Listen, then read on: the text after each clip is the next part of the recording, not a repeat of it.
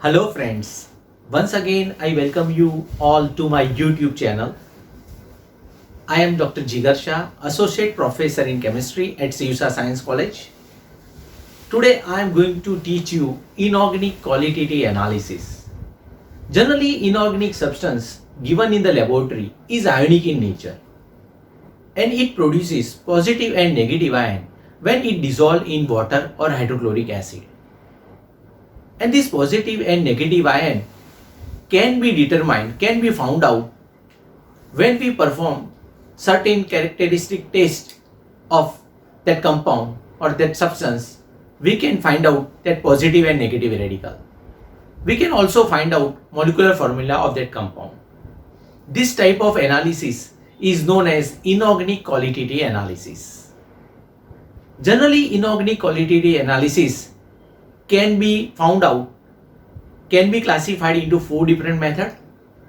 Number one is macro method. Number two is semi micro method. Number three is micro method. And number four is ultra micro method. Generally, in laboratory, we use semi micro method, in which we use 0.01 gram to 0.1 gram compound. Generally, inorganic qualitative analysis can be classified into four different types. Number one is primary test. Number two is dry test for positive and negative radical. Number three is wet test for positive radical. And number four is wet test for negative radical. We start with primary test. Color, state, order, solubility test and litmus test comes under primary test. From primary test, we can make some assumption, but we cannot make final conclusion. We start with color compound. If you are given colorless compound like this, then there would be possibility of salt of Ag plus, Ag plus 2, calcium, magnesium, strontium, aluminium, zinc, sodium, potassium and ammonium. If you are given yellow substance, then there would be possibility of salt of chromates and cadmium sulfide. If you are given light yellow substance, then there would be possibility of FeCl3. If you are given orange compound, then salt of antimony sulfide may be present. If you are given blue compound, then there would be possibility of salt of copper plus 2, for example copper sulfate 5H2O. If you are given black substance, then there would be possibility of nickel oxide, copper oxide, MnO2, copper sulfide, iron sulfide or cobalt sulfide may be present. If you are given dark green, then salt of nickel plus 2, for example nickel chloride may be present. If you are given light green substance, then salt of FeCl2 4H2O or FeSO4 7H2O may be present. If you are given pink substance, then salt of cobalt plus 2 and Mn plus 2 may be present. If you are given grey substance, then Fe2O3, cadmium oxide and lead oxide may be present. Now let us discuss about the state. In state, we are going to discuss regarding crystalline and amorphous.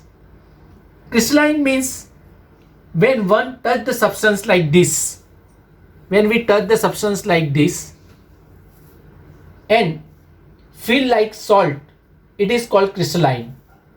Then positive radical like Na plus, K plus, NH4 plus and negative radical like Cl minus, Br minus, I minus, SO4 minus and NO3 may be present. Amorphous substance. When we touch the substance and feel like wet floor, it is called amorphous. Then negative radicals like O minus 2, CO3 minus 2, S minus 2 and PO4 minus 3 may be present. Now third primary test is order.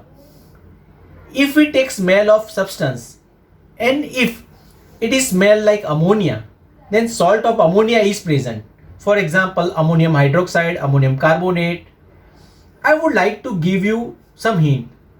First, you should take smell of ammonium hydroxide or ammonium chloride from bench reagent and smell it.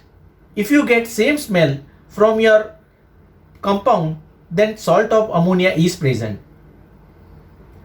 If you get smell of Rhotanate, then sulfide salt of Na plus, K plus and NH4 may be present. Now fourth is solubility test. Mainly there are three types of salt: soluble salt, insoluble salt and sparingly soluble salt. Here we are going to discuss regarding soluble salt and insoluble salt. Take substance and water in one test tube. Here we are taking substance. Here we are taking substance and water in one test tube. We are adding water.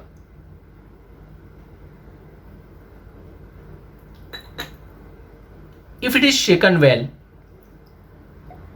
and if it is solubilized, then we can say that soluble salt like Na plus, K plus, NH4 plus and Cl, Br, I, NO3 and SO4 may be present. Now insoluble salt.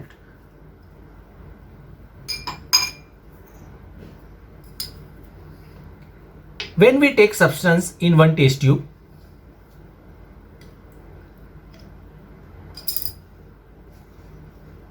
and we add water, if it is shaken well, then here you can see that substance is insoluble in water.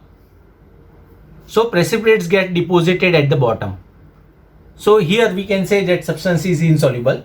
So negative radical like carbonate, sulfide, phosphate and oxide may be present except fifth B group. Now let us discuss regarding litmus test. In order to perform litmus test, substance must be soluble in water.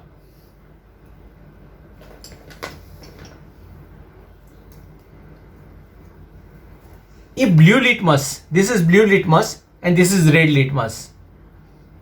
If blue litmus gets converted into red litmus, then salt of strong acid and weak base may be present. For example, FeCl3. You have to take solution of FeCl3 this way. You have to take solution of FeCl3 and you have to dip this blue litmus paper into FeCl3 solution. Then it becomes red. Then we can say that salt of strong acid and weak base may be present. If we take red litmus and if we dip this solution, this litmus paper in Na2CO3 solution, then if red litmus gets converted into blue litmus, then we can say that salt of strong base and weak acid may be present. If there is no effect on litmus paper, then salt of strong acid and strong base may be present. For example, KCl, NaCl, KNO3 are example of that molecule.